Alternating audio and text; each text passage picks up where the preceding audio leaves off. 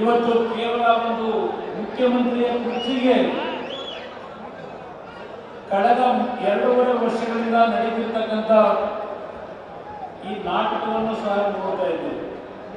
ಅವರಿಗೆ ರಾಜ್ಯದ ಜನತೆಯ ನೋವಿಗೆ ಸ್ಪಂದಿಸ್ತಕ್ಕಂಥ ಸಮಯ ಇಲ್ಲ.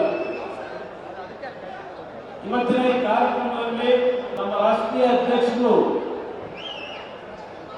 ಕೆಲವು ಅವರ ಮನಸ್ಸಿಗಿರ್ತಕ್ಕಂಥ ನೋವುಗಳನ್ನು ಇವತ್ತು ನಿಮ್ಮ ಮುಂದೆ ವ್ಯಕ್ತಪಡಿಸಿದ್ದಾರೆ. ಬಹುಶಃ ನಮ್ಮ ನಿಖಿಲ್ ಕುಮಾರಸ್ವಾಮಿ ಇರುವುದು ಕೆಲವು ನಮ್ಮ ಬಾಲಕೃಷ್ಣ ಅವರಿಗೆ ಹೇಳ್ತಾ ಇದ್ರು 2028ಕ್ಕೆ ಕುಮಾರಣ್ಣ ಮುಖ್ಯಮಂತ್ರಿ ಆಗಬೇಕು ಅಂತ. ನನ್ನ ಮುಂದೆ ಮುಖ್ಯಮಂತ್ರಿ ಆಗಬೇಕು ಅನ್ನೋದಕ್ಕಿಂತ ಪ್ರಮುಖವಾದಂತಹ ಸವಾಲಿರ್ತಕ್ಕಂಥದ್ದು,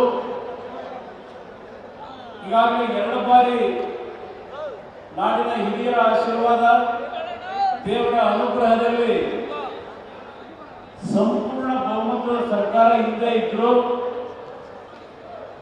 2 ಬಾರಿ ಈ ರಾಜ್ಯದಲ್ಲಿ ಮುಖ್ಯಮಂತ್ರಿ ಆಗಿದ್ದೇನೆ. ನನಗೆ ಮುಖ್ಯಮಂತ್ರಿ ಸ್ಥಾನಕ್ಕಿಂತ ಇವತ್ತು ಈ ನಾಡು ಯಾವ ದಿಕ್ಕಿನಲ್ಲಿ ಹೋಗ್ತಾ ಇದೆ, ಈ ಸರ್ಕಾರ ಯಾವ ರೀತಿ ನಡೀತಾ ಇದೆ, ಇದನ್ನ ಸರಿಪಡಿಸ್ತಕ್ಕಂಥದ್ದು ನಮ್ಮೆಲ್ಲರ ಜವಾಬ್ದಾರಿ. ಈ ರಾಜ್ಯ ಸಂಪತ್ತು ಭರಿತವಾದಂತಹ ರಾಜ್ಯ. ಈ ರಾಜ್ಯದಲ್ಲಿ ಹಣದ ಕೊರತೆ ಇಲ್ಲ. ಆದರೆ ಇಂಥ ಒಂದು ಪರಿಸ್ಥಿತಿಯಲ್ಲಿ ಯಾವುದೇ ರೀತಿಯ ಅಭಿವೃದ್ಧಿಯ ಕಾರ್ಯಕ್ರಮಗಳನ್ನು ನಾವು ಕಾಣ್ತಾ ಇಲ್ಲ. ಈಗ ಮಾತನಾಡಬೇಕಾದ್ರೆ ಹೇಳ್ತಾ ಇದ್ರು 2 ಸಮಾವೇಶಗಳನ್ನ ಕಾಂಗ್ರೆಸ್ನ ಸರ್ಕಾರದ ಮುಖ್ಯಮಂತ್ರಿ, ಉಪಮುಖ್ಯಮಂತ್ರಿ, ಹಲವಾರು ಮಂತ್ರಿಗಳು ಸೇರಿ ಮಾಡಿದ್ದಾರೆ ಹಾಸನದಲ್ಲಿ. ಆ ಕಾರ್ಯಕ್ರಮದಲ್ಲಿ ಈ ಜಿಲ್ಲೆಗೆ ದೇವೇಗೌಡರು, ರೇವಣ್ಣ ಅವರು ಕೊಟ್ಟಿರ್ತಕ್ಕಂಥ ಕೊಡುಗೆ ಏನು ಅಂತಕ್ಕಂಥ ಪ್ರಶ್ನೆಯನ್ನು ಇಟ್ಟಿದ್ದಾರೆ. ಇತ್ತೀಚೆಗೆ ನಡೆದಂತ ಲೋಕಸಭೆಯಲ್ಲಿ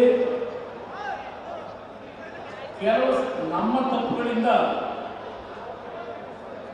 ಚುನಾಯಿತರಾಗಿರ್ತಕ್ಕಂಥ ಲೋಕಸಭಾ ಸದಸ್ಯರನ್ನು ನಾನು ಕೆಟ್ಟ ಪದವನ್ನು ಬಳಸಲ್ಲ, ಸಣ್ಣ ಪದವನ್ನು ಬಳಸಲ್ಲ. ಮೊನ್ನೆ ದಿನ ಮಾತಾಡಿದ್ದು ನೋಡಿದ್ದೇನೆ. ಪಾಪ ಅವರು ನಮ್ಮನ್ನು ಪ್ರಶ್ನೆ ಮಾಡ್ತಾರೆ, ಏನು ಕೊಡುಗೆ ಕೊಟ್ಟಿದ್ದಾರೆ ಅಂತ. ನಾನು ಈ ನಾಡಿನ ಜನತೆಗೆ ವೇದಿಕೆ ಮುಖಾಂತರ ಹಳೆಯ ಒಂದು ವಿಷಯವನ್ನ ನೆನಪಿಸ್ಕೊಳ್ಳಲಿಕ್ಕೆ ಬಯಸ್ತಾ ಇದ್ದೇನೆ. ದೇವೇಗೌಡರು ಮಾತನಾಡಬೇಕಾದ್ರೆ 1989ನೇ ಇಸ್ವಿ ಹೊಳೆನರಸೀಪುರದಲ್ಲಿ ಪ್ರಥಮ ಬಾರಿಗೆ ಅವರು ಸೋಲಬೇಕಾಯಿತು. ಅವತ್ತಿನ ಸೋಲು ಅವರ ಒಂದು ಅಪರಾಧದಲ್ಲ, ಕೆಲವು ವಿಷಯ ಪ್ರಸ್ತಾಪ ಮಾಡಿದ್ದಾರೆ. ಕುತಂತ್ರದ ರಾಜಕಾರಣದಲ್ಲಿ ದೇವೇಗೌಡರು ಸೋತಂಥದ್ದು ದೇವೇಗೌಡರಿಗೆ ಆದಂತ ನಷ್ಟ ಅಲ್ಲ, ಅದು ನಮ್ಮ ಕಾವೇರಿ ಜಲಾನಯನ ಪ್ರದೇಶದ ಜನತೆ, ನನ್ನ ರೈತರೇನಿದ್ದೀರಿ, ನಿಮ್ಮಗಳಿಗೆ ಆದಂತ ನಷ್ಟ. ದೇವೇಗೌಡರ ಮೇಲೆ ಇದ್ದಂತ ಒಂದು ಅಸೂಯೆ, ಹೊಳೆನರಸೀಪುರದಲ್ಲಿ ಗೆದ್ದಂತ ವ್ಯಕ್ತಿಯನ್ನ, ಶಾಸಕರನ್ನ, ಯಾವ ದೇವೇಗೌಡರು ಅವರ ಜೀವನವೆಲ್ಲ ನೀರಾವರಿಗೆ ಅವರ ಜೀವನ ಮುಡುಪಿಟ್ಟಿದ್ರು, 1960ನೇ ಇಸ್ವಿನಲ್ಲಿ ವಿಧಾನಸಭೆಗೆ ಪ್ರವೇಶ ಮಾಡಿ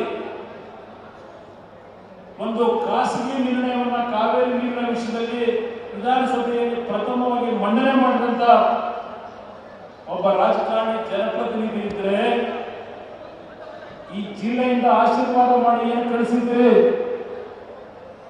ಇವತ್ತು ನೀವು ಅವ್ರನ್ನ ತಾತ ಅಂತ ಕರೆಯಬಹುದು. ಅವತ್ತು ಪ್ರಥಮವಾಗಿ ಅವರು 27-28ನೇ ವಯಸ್ಸಿನಲ್ಲಿ ನೀವು ಆಶೀರ್ವಾದ ಮಾಡಿದಾಗ ನಿಮ್ಮ ಮನೆಯ ಮಗನ್ನ ಇವತ್ತು ಕರ್ನಾಟಕದ ನೀರಾವರಿಯ ಹೋರಾಟಕ್ಕೆ ಕಳಿಸ್ತಾ ಇದ್ದೀರಿ ಅಂತಕ್ಕಂಥ ನಂಬಿಕೆಯಿಂದ ಕಳಿಸಿದ್ರಿ. ಅವರ ಜೀವನದಿಂದ ನಿರಂತರವಾಗಿ ನೀರಾವರಿಗೆ ಹೋರಾಟ ಮಾಡಿದ್ದಾರೆ. 89ರಲ್ಲಿ ಅವರು ಸೋತ ಹಿನ್ನೆಲೆ ಹೊಳೆನರಸೀಪುರದಿಂದ ಅವರ ವಿರುದ್ಧ ಗೆದ್ದಂತ ವ್ಯಕ್ತಿಯನ್ನು ನೀರಾವರಿ ಮಂತ್ರಿ ಮಾಡಿದ್ರು. ನನ್ನ ಮಾತು ಮಾಧ್ಯಮದ ಸ್ನೇಹಿತರು ಈ ವಿಷಯಗಳನ್ನು ಜನತೆಗೆ ನೆನಪಿಸಬೇಕು ಅನ್ನೋದು ನನ್ನ ಮನವಿ. ಅವತ್ತಿನ ಸರ್ಕಾರದ ಮುಖ್ಯಮಂತ್ರಿಗಳು ಯಾವ ತಮಿಳುನಾಡಿನಲ್ಲಿ ನೀರಿನ ಅಭಾವ ಅಂತೇಳಿ ತಮಿಳುನಾಡಿನ ನೀರಾವರಿ ಸಚಿವರು ರಾಜ್ಯದ ನೀರಾವರಿ ಮುಖ್ಯಮಂತ್ರಿಗಳನ್ನ ಭೇಟಿ ಮಾಡಲಿಕ್ಕೆ ಬಂದ್ರೆ ಭೇಟಿಗೆ ಅವಕಾಶ ಕೊಡಲಿಲ್ಲ. ಅವರು ಯಾವೊಂದು 50 ವರ್ಷದ ಅವಧಿ ಮೀರಿ ಹಿಂದೆ ಬ್ರಿಟಿಷರ ಕಾಲದಲ್ಲಿ ಏನು KRS ಕಟ್ಟಬೇಕಾದ್ರೆ ಅಗ್ರಿಮೆಂಟ್ ಆಗಿತ್ತು, ಆ ಅವಧಿ ಮೀರೋಗಿತ್ತು. ಮತ್ತೆ ಪುನಃ ಟ್ರಿಬ್ಯುನಲ್ ರಚನೆ ಮಾಡಬೇಕಾದಂತ ಒಂದು ಪರಿಸ್ಥಿತಿ ಆಗ ಹಿಂದೆ ಇದ್ದಂತ ಸರ್ಕಾರಗಳು ಅದಕ್ಕೆ ಅವಕಾಶ ಕೊಟ್ಟಿಲ್ಲ. ದೇವೇಗೌಡರು ಪ್ರಥಮ ಬಾರಿಗೆ 28 ವರ್ಷಗಳ ನಂತರ ನೀರಾವರಿ ಮಂತ್ರಿಗಳಾಗಿ ಯಾವ ರೀತಿ ಅವತ್ತು ಈ ಒಂದು ನೀರನ್ನು ಉಳಿಸಲಿಕ್ಕೆ ಪ್ರಯತ್ನ ಪಟ್ಟಿದ್ರು. 83ರಲ್ಲಿ ನೀರಾವರಿ ಮಂತ್ರಿಗಳಾಗಿ ನಿಮಗೆ ನೆನಪಿಸಿಕೊಳ್ಳಲಿಕ್ಕೆ ಬಯಸ್ತೀನಿ.